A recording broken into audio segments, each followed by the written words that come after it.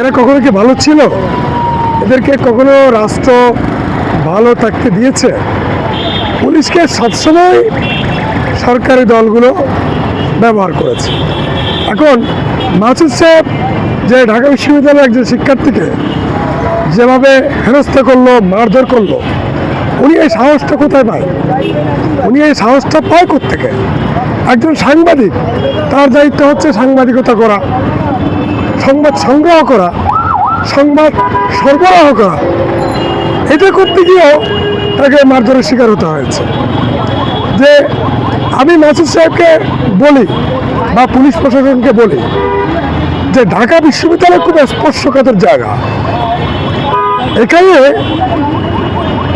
ঢাকা বিশ্ববিদ্যালয়ের কোনো শিক্ষার্থীকে শুধু না, ঢাকা বিশ্ববিদ্যালয়ের বাইরের কাউকে অনৈতিকভাবে, অন্যায়ভাবে, অযৌক্তিকভাবে কারো গায়ে হাত তোলা, এটা যে ঢাকা বিশ্ববিদ্যালয় অঞ্চলে অবৈধ, মাসুদ সাহেব কিন্তু সেটা কি জানেন না?